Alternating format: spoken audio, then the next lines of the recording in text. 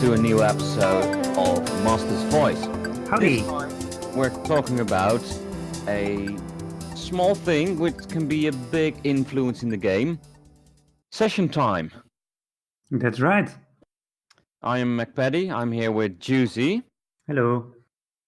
And Juicy, the ending and the starting of sessions, they're mostly okay to do. For some, still hard, but timing your own campaign, that can be quite hard. Are you talking about like multiple sessions I'm or talking within a about session? actually a single session, but also multiple sessions. When do you end it? When do you start? When do you go over the time you want? Hmm. Well, we both of us we do different campaigns. For me, it's a weekly campaign of 3 hours a week. And yours is a little bit different. It's longer, right? Well, I'm running at the moment 3 campaigns and sometimes a one shot, so they all have different times. My table sessions campaigns take the entire Sunday, at least 8 hours, um, and that is only once a month. And I have weekly sessions in the evenings that takes about 3 hours. And then there's another campaign that depends on how much capacity my players have. What do you mean? Some of my players do struggle with attention focus, so I have to accommodate to whatever they can handle. So it's variable. Yeah, that's another thing. Like, you want to have your session about 8 hours or 3 hours or 1 hours, but you also have to consult your players, of course. Yeah, certainly. It's very important to discuss beforehand how long the session is going to take. And even in between the session, ask if your players want to continue or not. Yeah, like at the end of your session, it might be a very exciting point in the game and they don't want to stop. And you know it's like just half an hour extra. Mm. So you can Did you ask have that happen? Yeah, actually I did a lot of times. Mostly when they're in a battle and the battles are spaced out throughout the night. But sometimes they're at the end instead of in the middle. So they want to end the battle a total. And I've done 50 minutes, but also 30 or 45 minutes extra. It's yeah. It's sometimes it's hard to figure out when to stop with that. Like, okay, I know it's about 45 minutes extra. Do you guys want that? Right. But at the same time, I think a very important point in this is, do you want to continue 45 minutes as well?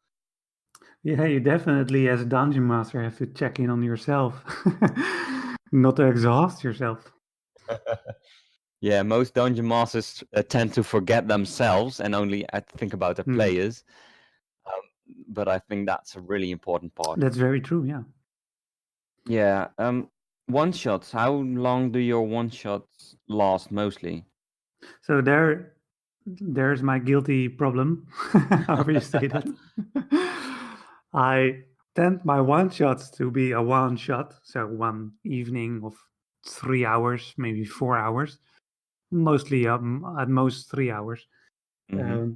But I have a very difficult time finishing my one shots on time. So it will always carry over to second session or maybe even a third session. I've Somehow experienced that one with you. Yeah. yeah, yeah, you have the same problem. Well, I actually said I had that experience with you. Oh, I As see. my As game as my went. player, right? Oh yeah. I Well, can't keep it in one session. yeah, Uh, it's really hard to do because a one shot. It's such a little time for such a big story sometimes. yeah, because you try to break up your adventure in certain parts. You have the introduction phase, and you have the Hmm. the hook that your players hopefully take. Hopefully. Yeah, then you have the journey, and then some reveal, and then a battle. maybe 2 battles. There's a lot going on and cramping that in 3 hours is difficult. It's really hard. Yeah, you really have to think about it in advance. Like, okay, I want to spend this amount of time on the introduction and that amount of Yep. time on the battles. You really have to know beforehand what you want to do and how you want to do Yeah, it. and knowing when to narrate some parts, which might be a bit more railroady, but that's also a little bit the nature of a one shot. You Yeah, can't just ignore the hook that the dungeon master puts in front of you because it's only a one shot. It's not an entire yeah. campaign. It's There's a not a goblin stealing sandbox. something from you. Oh yeah, I don't care. Oh Yeah, shit. exactly. If Yeah, if a dungeon master throws you a hook, take it. yeah, in a one shot. And that's something you actually have to address to the players as well. Yeah, yeah. Like you have to tell them how you want to run your game, so you can actually run it how you would like it, and then keep it into the time span you want. I think it's perfectly fine to tell them up straight, hey, this is a one shot. It would be most convenient if you stick to the story presented here, uh, just to have a nice adventure within the time limit. Yeah, But again, I'm not an expert on that subject because usually my one shots are 3 shots. yeah. How are your one shots? Yeah, I do have a little bit of experience in one shots, and I do have different types of one shots. I have got online and offline ones, um, and different types actually as well. I got my one shots for new players. I tend to keep them to 1 or 2 hours of playing, just Oh, to. that's pretty short. It is pretty short, but I don't want to like drown them in D&D at the first Hmm, time, right. Does which that can include their happen. character making? No, no, no. Mostly what I do is a half hour beforehand, I will give them a a character or make a character with them easy wise. Right, right. So they just got the hang of it, like, okay, this is this stat, and you have to do that with it. Yeah. And then after that, it's like 1 or 2 hours as a one shot.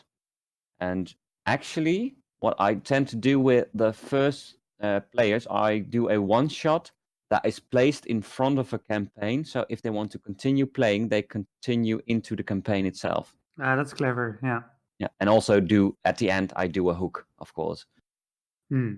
And suddenly your cat is not a cat, it's a demon. And that's the end of the session. Right, right. Have them crave for more. Indeed. Yeah. But my most one shots they take about 3 hours. The same goes for my game time as I play a nighttime campaign. And my daytime campaigns are mostly the full day, 8 hours, and that includes the eating of food. Okay, okay. Do you beforehand time box your session, your campaign? Let's take your campaign sessions. For example, do you plan a role play part that should take an hour, a battle that should take half an hour, another role play part that should take half an hour, and another battle that should take an hour? Do you organize your campaign like that? My campaigns, no. My one shot, yes. Okay. Because a campaign, it can take as long as you like, as long as it is interesting for you and your players. Mm-hmm. Right. So if So you that's not think, free okay, form. yeah, it's really free. You go on with something if you like it, and if you see or if you feel like it's dragging, you stop. Mm-hmm. Right. How do you deal with breaks in your sessions? Um, Mostly I tend to break after 2 hours of playing. So I do find a part in the game like, okay, this is a nice ending for now, and we'll catch up in a few minutes, or if it is a long campaign, in 15 minutes. Okay, So I that's nice. find a place in the game in about each 2 hours of playing. That feels natural. Yeah, that feels Mm, natural. yeah. Sometimes it's 1.5 hours, sometimes 2.5 hours. It really depends on the players and the game.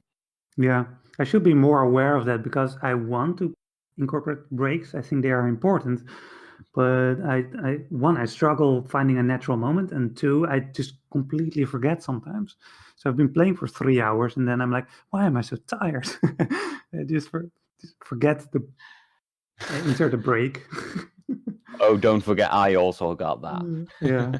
Sometimes we go play a session without any breaks, and then at the end, oh, we did not take any breaks. Yeah. Huh. Oops. I have a Well, question for you. I have a question for you. sure. I was thinking about doing this. I had never done this before. But have you ever shown your players on a table session, shown your players a timer to put them under pressure for something? Yes and no. Well, actually, I have to say yes. I had an hourglass. It was a real-time session, so a tabletop session. And I put the hourglass in front of them and said, okay, this is the puzzle. And you see in the corner of the room, there is an hourglass. Good luck. Nice. Um, What happened? well, the fun thing was they could interact with the hourglass as well, so they could turn it around, so they could have more time. Ah, But actually, the whole puzzle, it was nothing. It didn't matter. The only thing it mattered that the hourglass would run out, and then when it would run out, the door would open. right, right. One of those trick puzzles. Yeah, it's a Yeah, really common puzzle, but it's really fun if they don't know it. yeah, yeah. Yeah, I want to do it in a good way, of course, not just willy-nilly, but I want to really make a session where this timer is on that just ticks down for an hour, and then players don't know what's gonna happen. Uh, but obviously something important is gonna happen. I think that would be really cool Yeah, to experience at once. it's a really fun thing to do because you will even you will get that pressure in your game, like, okay, shit, something is going to happen in an hour. Maybe you said it beforehand, or you did not say it beforehand what it is, Yeah, but it always gives a pressure, and it's always such fun to have a timer at your game. yeah, exactly. Yeah. Well, I think talking about ending and a session, I think that's all the time we have right now. Mm. We timebox these podcasts as well. Oh yeah, we do. So Yep. I hope you liked it, and if you got any questions, please leave a comment down below. Yeah, we'd love to hear from you. So see you next time at Master's Voice. This is McPatty and Juicy. Bye bye. Bye. Thank you so much for listening to our podcast, Master's Voice. I'm Juicy, and together with McPatty, I record and make those podcasts. Besides making podcasts, I also am a writer of words. I write adventures and supplements for Dungeons and Dragons on the Dungeon Masters Guild. You can find my work under RPG Papercrafts. Besides writing words, I also make battle maps. Not just flat ones, but three-dimensional ones. They pop-up battle maps that you can use to fascinate your players in a unique way. You can find my pop-up maps on Twitter and Patreon, both under the name of RPG Papercrafts. You can't miss it. Just search for RPG Papercrafts and you'll find me there. Again, thanks for tuning in, and see you next time.